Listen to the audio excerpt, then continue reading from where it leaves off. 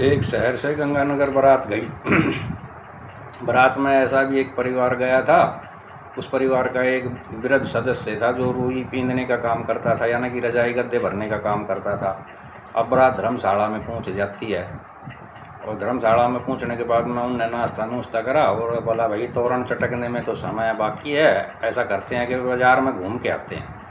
अब गंगानगर के अंदर बड़ी बड़ी रुई की मिलें, बड़ी बड़ी फैक्ट्री। अब वो घूमते घूमते उस साइड में चले गए तो उस वृद्ध ने देखा कि एक रुई की फैक्ट्री, उसमें लाखों टन रुई का ढेर के ढेर लग रहे थे।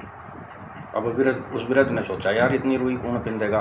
उसके दिमाग में ये गम बैठ गया कि इतनी रुई कौन पिंदेगा। वो तो उसी समय करने लग गया भाई इतनी रुई कौन पिंदेगा, इतनी रुई कौन पिंदेगा। वो कहें बापू क्या हाल की बात है, अरे भाई कुछ ना, इतनी रुई कौन पिंदेगा, इतनी रुई कौन पिंदेगा। जो भी बोल रहे हैं वो तो यही बोल रहे हैं कि इतनी रुई कौन पिंदेगा।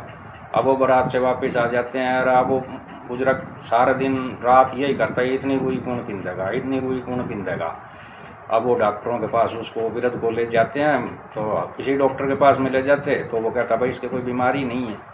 अब किसी ने कहा कि भाई वो फलाने गांव के अंदर एक बाबा रहते हैं, वो ऐसे ही मरीजों को ठीक करते हैं, उसके पास लेके जाओ। अब उस बाबा के पास में लेके गए तो बाबा पूजा पाठ कर रहे थे। वो उसको बाहर बेंच पे बैठा देते हैं ले जा करके। अब थोड़ी देर बाद में बाबा पूजा पाठ करके बाहर आते हैं, कहते हैं भाई क्या बात है।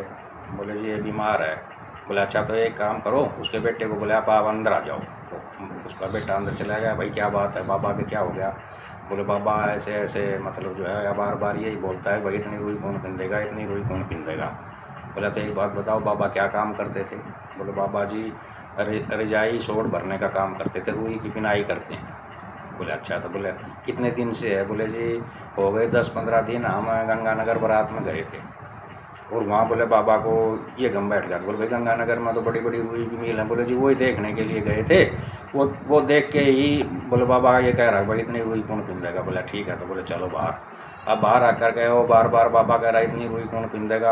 अब वो जो बाबा था जो इलाज करता था वो आकर के बाहर बोला भाई, बोले बाबा वो रुई का तो वहाँ चला गई, सारी जड़गी। बोले सारी जड़गी। बोले जड़गी। अच्छा बोले मारा तो पीछा छुट्टे इतनी रुई तो मारे थे पिंदी थी भी ना। दोस्तों कहानी ख़त्म होती है। अगर आपको हमारी कहानियाँ चुटकुले अच्छे लगते हैं तो लाइक और सब्सक्राइब करें। जय हिंद जय भारत।